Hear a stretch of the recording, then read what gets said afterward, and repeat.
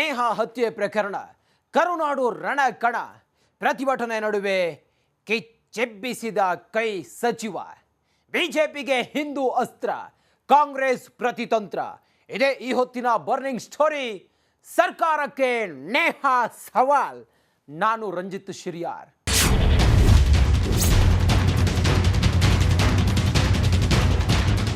ನೇಹಾ ಹತ್ಯೆ ಪ್ರಕರಣ ಸೋಮವಾರ ರಾಜ್ಯದಲ್ಲಿ ಅಕ್ಷರಶಃ ಕಿಚ್ಚು ಹೆಚ್ಚಿಸಿ ಬಿಟ್ಟಿದೆ.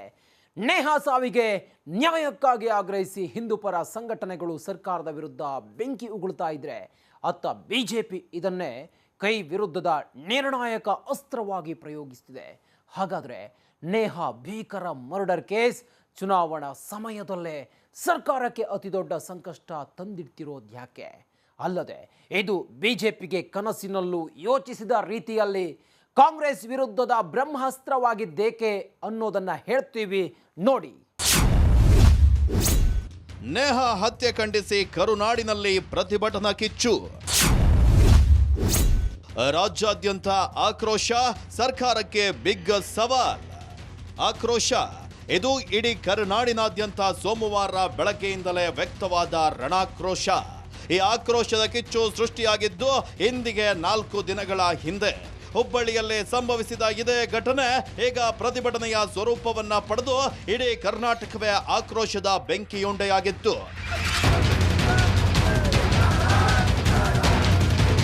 ನೇಹಾ ಹತ್ಯೆ ಖಂಡಿಸಿ ಜೊತೆಗೆ ವಿದ್ಯಾರ್ಥಿನಿಯನ್ನ ಅತ್ಯಂತ ಘನಘೋರವಾಗಿ ಚುಚ್ಚಿ ಕೊಂದ ಆ ಪಾಪಿಯನ್ನ ಗಲ್ಲಿಗೇರಿಸುವಂತೆ ಆಗ್ರಹಿಸಿ ಭಾರಿ ಪ್ರತಿಭಟನೆ ನಡೆಯಿತು.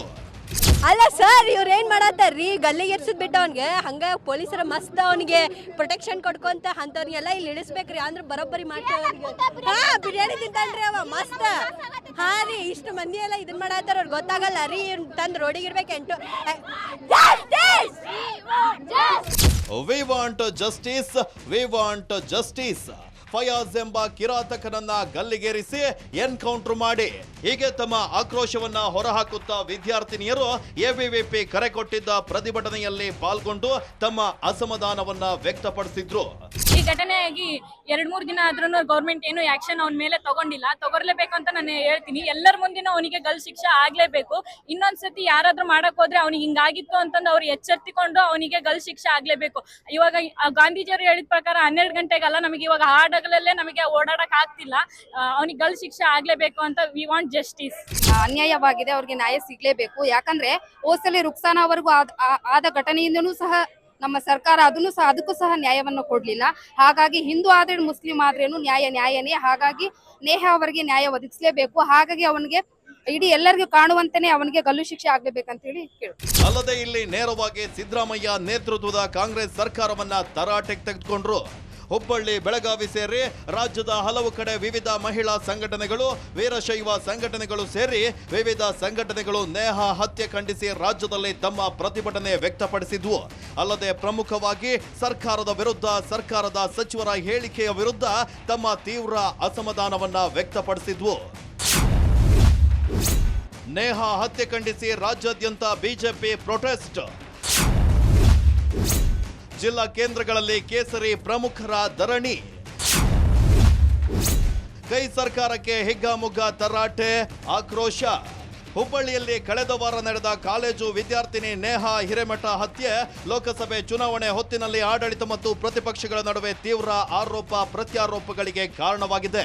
ಇಂದು ಸೋಮವಾರ ಬಿಜೆಪಿ ರಾಜ್ಯ ಘಟಕವು ಬೆಂಗಳೂರು ಹೊರತುಪಡಿಸಿ ಉಳಿದ ಎಲ್ಲ ಜಿಲ್ಲಾ ಕೇಂದ್ರಗಳಲ್ಲಿ ಕಾಂಗ್ರೆಸ್ ಸರ್ಕಾರದ ವಿರುದ್ಧ ಪ್ರತಿಭಟನೆಯನ್ನು ನಡೆಸಿದೆ. ಈ ವೇಳೆ ಕಾಂಗ್ರೆಸ್ ಸರ್ಕಾರದ ವಿರುದ್ಧ ಬಿಜೆಪಿ ನಾಯಕರು ಹರಿಹಾಯ್ದ್ರು. ಯಾವ ರೀತಿ 8 ಬಾರಿ ಚುಚ್ಚಿ ಲವ್ ಜಿಹಾದ್ ಮುಖಾಂತರ ನನ್ನ ಪ್ರೀತಿಗೆ ಒಪ್ಪಿಕೊಂಡಿಲ್ಲ ಅಂತೇಳಿ ಕೊನೆ ಉಸಿರನ್ನ ಎಳೆಯುವಂಥ ಪ್ರಯತ್ನ ಮಾಡಿದ್ದಾರೆ. ಆದರೆ ಕೊಲೆ ಆದಂಥ ಕುಟುಂಬಕ್ಕೆ ರಕ್ಷಣೆಯನ್ನು ಕೊಡದೆ ಕೊಲೆ ಮಾಡಿದಂಥ ಕುಟುಂಬಕ್ಕೆ ರಕ್ಷಣೆಯನ್ನು ಕೊಡುವಂಥ ಈ ಕಾಂಗ್ರೆಸ್ ಸರ್ಕಾರದ ಧೋರಣೆಯನ್ನು ನಾವೆಲ್ಲರೂ ಕೂಡ ಧಿಕ್ಕರಿಸಬೇಕು ಅಂತೇಳಿ ಇವತ್ತು ನಾವೆಲ್ಲರೂ ಕೂಡ ಒಟ್ಟಾಗಿ ಸೇರಿದ್ದೀವಿ. ತಾವೇ ಹೇಳಿ, ಮೊನ್ನೆ ಸನ್ಮಾನಿಸಿದ ನರೇಂದ್ರ ಮೋದಿಯವರ ಒಂದು ಭಾವಚಿತ್ರವನ್ನು ಸೋಷಿಯಲ್ ಮೀಡಿಯಾದಲ್ಲಿ ಬಿಡುಗಡೆ ಮಾಡಿದ್ರೆ ಮೈಸೂರಲ್ಲಿ ಹಲ್ಲೆ ಮಾಡ್ತಾರೆ. ನಿನ್ನೆ ದಾವಣಗೆರೆ ಜಿಲ್ಲೆ ನ್ಯಾಮತಿಯಲ್ಲಿ ರಾಮನವಮಿ ಹಬ್ಬದ ಒಂದು ಸಂದರ್ಭದಲ್ಲಿ ಅಲ್ಲಿ ಪಾನಕವನ್ನು ಹಂಚಿದ್ರು ಅಂತ ಹೇಳಿ 3 ಜನರ ಮೇಲೆ ಹಲ್ಲೆಯನ್ನು ಮಾಡಿ ಅವರು ಆಸ್ಪತ್ರೆಯಲ್ಲಿ ಅಡ್ಮಿಟ್ ಆದರೆ ಕೌಂಟರ್ ಕೇಸನ್ನು ಬುಕ್ ಮಾಡುವಂಥ ಒಂದು ಕೆಲಸವನ್ನು ಈ ಕಾಂಗ್ರೆಸ್ ಸರ್ಕಾರ ಮಾಡ್ತಾ ಇದೆ. ನೇಹಾ ಹತ್ಯೆ ಪ್ರಕರಣದಲ್ಲಿ ಲವ್ ಜಿಹಾದ್ ಇದೆ ಅಂತ ಬಿಜೆಪಿ ಆರೋಪಿಸ್ತಾ ಇದೆ. ಬಿಜೆಪಿ ಕೇಂದ್ರ ಸಚಿವರು ಸೇರಿದಂತೆ ಬಿಜೆಪಿ ಎಲ್ಲ ನಾಯಕರು ಇದು ಲವ್ ಜಿಹಾದ್ ಪ್ರಕರಣ ಎಂದು ಇದನ್ನ ಅದೇ ದೃಷ್ಟಿಯಲ್ಲಿ ತನಿಖೆ ನಡೆಸಬೇಕು ಅಂತ ಆಗ್ರಹಿಸಿದ್ರು. ರಾಜ್ಯ ಸರ್ಕಾರ ಈ ವಿಷಯದಲ್ಲಿ ಮೃದು ಧೋರಣೆಯನ್ನ ತಳೆದಿದೆ ಅಂತ ಆರೋಪಿಸಿದ್ರು. ಇನ್ನು ಬಳ್ಳಾರಿಯಲ್ಲಿ ಕೈ ಸರ್ಕಾರದ ವಿರುದ್ಧ ಪ್ರತಿಭಟಿಸಿದ ಬಿಜೆಪಿ ನಾಯಕಿ ಅರುಣಾ ಜನಾರ್ದನ ಕೂಡ ಕೈ ವಿರುದ್ಧ ಹರಿಹಾಯ್ದ್ರು. ಮೊನ್ನೆ ಹುಬ್ಬಳ್ಳಿಯಲ್ಲಿ ನಡೆದ ಘಟನೆ ಏನಿದೆ ಅಲ್ಲ, ಅದು ಅಮಾನವೀಯ ಘಟನೆ. ಇದು ನಾವು ತೀವ್ರವಾಗಿ ಖಂಡಿಸ್ತಾ ಇದ್ದೀವಿ. ಮುಂದಿನ ದಿನಗಳಲ್ಲಿ ಈ ಥರ ಆಗಬಾರ್ದು. ಇವಾಗ ಏನು ಸರ್ಕಾರ ಹೇಳಿಕೆಗಳು ಕೊಡ್ತಾ ಇದ್ದೇನೋ ಅಂದರೆ ಅವರು ವ್ಯಕ್ತಿಗತ ವಿಷಯಗಳು ಯಾವುದೇ ಇರಲಿ ಅದರ ಬಗ್ಗೆ ನಾವು ಮಾತಾಡೋದು ಬೇಡ. ಈ ಸರ್ಕಾರ ಎಲ್ಲ ಎವಿಡೆನ್ಸ್ಗಳಿದೆ ಸರ್ಕಾರ ಹತ್ರ. ಅವ್ರೇನು ಮಾಡಬೇಕು, ಪ್ರತಿ ಕ್ಷಣ ಪ್ರತಿನಿತ್ಯ ಏನು ಅವ್ರಿಗೆ ಗಲ್ಲು ಶಿಕ್ಷೆ ಮಾಡಲೇಬೇಕು ಅನ್ನೋ ನಿಟ್ಟಿನಲ್ಲಿ ಕೆಲಸ ಮಾಡಬೇಕಂತ ನಾವು ಒತ್ತಾಯ ಮಾಡ್ತಾ ಇದ್ದೀವಿ.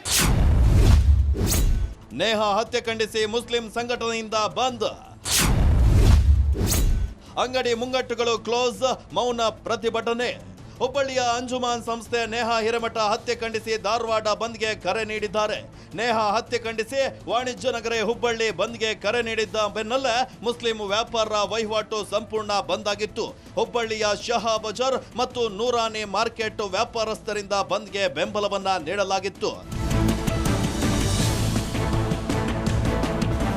ಅಂಗಡಿ ಮುಂಗಟ್ಟುಗಳನ್ನ ಬಂದ್ ಮಾಡಿ ನೇಹಾ ಹತ್ಯೆಯನ್ನ ಖಂಡಿಸಿದ ವ್ಯಾಪಾರಸ್ಥರು ಬೆಳಗ್ಗೆ 8ರಿಂದ ಮಧ್ಯಾಹ್ನ 3 ಗಂಟೆಯವರೆಗೆ ಅಂಗಡಿಗಳನ್ನ ಬಂದ್ ಮಾಡಿದ್ರು.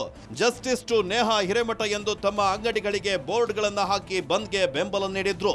ಹಂತಕ ಫಯಾಜ್ಗೆ ಉಗ್ರವಾದ ಶಿಕ್ಷೆ ನೀಡಬೇಕು ಅಂತ ಒತ್ತಾಯಿಸಿ ಬಂದ್ಗೆ ಕರೆಯನ್ನ ನೀಡಿದ್ದು ಮಾರುಕಟ್ಟೆ ಪ್ರದೇಶಗಳು ಬಿಕೋ ಎನ್ನುತ್ತಾ ಇತ್ತು. ಭಾನುವಾರ ನೇಹಾ ಮನೆಗೆ ನಡ್ಡಾ ಭೇಟಿ, ಪೋಷಕರಿಗೆ ಸಾಂತ್ವನ ಹೇಳಿದ ಬಿಜೆಪಿ ನಾಯಕ. ಪ್ರಕರಣವನ್ನ ಸಿಬಿಐಗೆ ವಹಿಸೋಕೆ ಆಗ್ರಹ. ಇನ್ನು ರಾಜ್ಯದಲ್ಲಿ ನಡೆದ ನೇಹಾ ಹತ್ಯೆ ಪ್ರಕರಣ ಖಂಡಿಸಿ ಸಾಕಷ್ಟು ಪ್ರತಿಭಟನೆಗಳು ನಡೀತಾ ಇವೆ. ಆದ್ರೆ ಇದೇ ವೇಳೆ ಅತ್ತ ನೇಹಾ ಮನೆಗೆ ಬಿಜೆಪಿ ರಾಜ್ಯಾಧ್ಯಕ್ಷ ಜೆಪಿ ನಡ್ಡಾ ಕೂಡ ಭೇಟಿ ನೀಡಿದ್ರು. ಅಲ್ಲದೆ ನೇಹಾ ಪೋಷಕರಿಗೆ ಈ ವೇಳೆ ಸಾಂತ್ವನವನ್ನ ಹೇಳಿದ್ರು.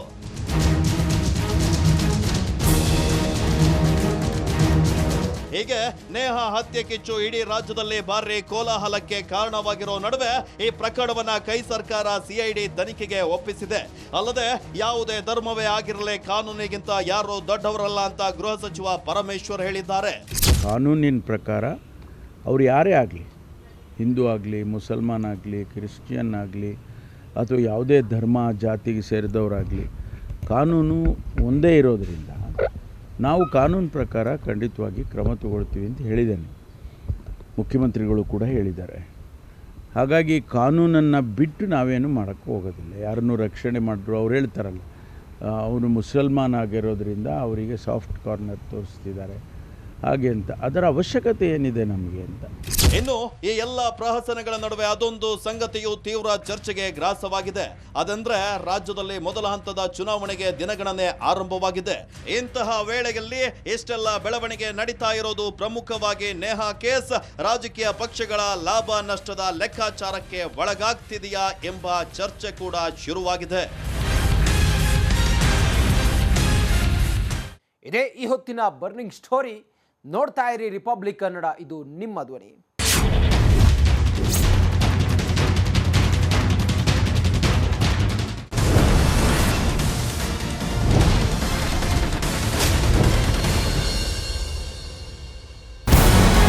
ನಮಸ್ಕಾರ, ಕರ್ನಾಟಕ ಪ್ರೈಮ್ ಟೈಮ್ಗೆ ಸ್ವಾಗತ. ನಾನು ಜಯಪ್ರಕಾಶ್ ಶೆಟ್ಟಿ. ಇಡೀ ಕರ್ನಾಡು ಇವತ್ತು ರೆಬೆಲ್ ಆಗಿ ನಿಂತಿದೆ. ಈ ಹಗರಣಗಳನ್ನು ಸದನದಲ್ಲಿ ಪ್ರಸ್ತಾಪ ಮಾಡಲು ಕೂಡ ಕಾಂಗ್ರೆಸ್ ಹಿಂದೇಟು ಹಾಕಿದ್ದೇಕೆ? ನಿಮ್ಗೆ ಸಂಬಳ ಅದಕ್ಕೆ, ನಿಮಗೆ ವಾಹನ ಅದಕ್ಕೆ, ನಿಮಗೆ ವೆಪನ್ ಅದಕ್ಕೆ, ನೀವು ಅದನ್ನು ಸೆರೆ ಹಿಡಿಬೇಕಾಗಿತ್ತು. ನೀವು ವಿದ್ಯುತ್ ಬರ ಇದೆ ಅಂತ ಹೇಳ್ತಾ ಇದ್ದೀರಿ, ಎಲ್ಲಿ ಬರ ಇದೆ ನೀವು ಹೇಳಬೇಕು. ಪಾಕಿಸ್ತಾನ್ ಆಕ್ಯುಪೈಡ್ ಕಾಶ್ಮೀರ್ ಅದು ಎಂದೆಂದಿಗೂ ನಮ್ಮದು. 40 ಮೆಷಿನ್ಗಳು ತಂದಿತ್ತು ನೋಟ್ ಎಣಿಸುವುದಕ್ಕೆ, ಅದೇ ಹಾಳಾಯಿತು. ಮಥುರಾದ ಗಲಾಟೆ ಇದೆಯಲ್ಲ, ಅದು ಸ್ಥಳೀಯವಾಗಿ ಕೂತು ಪರಿಹರಿಸಬಹುದಾದಂಥ ಕಾನೂನಿದೆ. ಗ್ಯಾರಂಟಿ ಯೋಜನೆಯಿಂದ ನಷ್ಟ ಆಗಿದೆ, ಲಾಭ ಆಗಿದೆ, ದಯವಿಟ್ಟು ಹೇಳಿ. Dawood Ibrahim most wanted criminal ಯಾವಾಗಾದ ಅಂದ್ರೆ ಇಲ್ಲಿ ತನಕ ಭಾರತ ದೇಶದಲ್ಲಿ ಓರ್ವ ದಲಿತ ಪ್ರಧಾನಿ ಆದಂತ ಇತಿಹಾಸವೇ ಇಲ್ಲ. ರಿಪಬ್ಲಿಕ್ ವರ್ಲ್ಡ್ ಆಪ್ ಇದು ಕೇವಲ ಅಪ್ಲಿಕೇಶನ್ ಅಲ್ಲ, ಸಮಗ್ರ ಸುದ್ದಿಗಳ ಸಂಪರ್ಕ ಮಾರ್ಗಕ್ಕೆ ಕ್ರಾಂತಿಕಾರಿ ಬದಲಾವಣೆ. ರಿಪಬ್ಲಿಕ್ ವರ್ಲ್ಡ್ ಆಪ್ ಕೇವಲ ಸುದ್ದಿ ಅಪ್ಲಿಕೇಶನ್ ಅನ್ನ ಪರಿಚಯ ಮಾಡ್ತಾ ಇಲ್ಲ, ಬದಲಾಗಿ ಡಿಜಿಟಲ್ ಸುದ್ದಿ ಬಳಕೆಯ ಹೊಸ ಯುಗಕ್ಕೆ ನಾಂದಿ ಹಾಡ್ತಾ ಇದೆ. ಇದೊಂದು ಬ್ರೇಕಿಂಗ್ ನ್ಯೂಸ್, ಪ್ರಭಾವಶಾಲಿ ಕಾರ್ಯಕ್ರಮಗಳಿಗೆ ಗಟ್ಟಿಯಾದ ವೇದಿಕೆ. ರಿಪಬ್ಲಿಕ್ ವರ್ಲ್ಡ್ ಅಪ್ಲಿಕೇಶನ್ ಈಗ ಲೈವ್ ಆಗಿದೆ. ಗೂಗಲ್ ಪ್ಲೇ ಸ್ಟೋರ್ ಮತ್ತು ಆಪಲ್ ಆಪ್ ಸ್ಟೋರ್ ಎರಡರಲ್ಲೂ ಲಭ್ಯವಿದೆ. ಈಗಲೇ ಡೌನ್ಲೋಡ್ ಮಾಡಿ.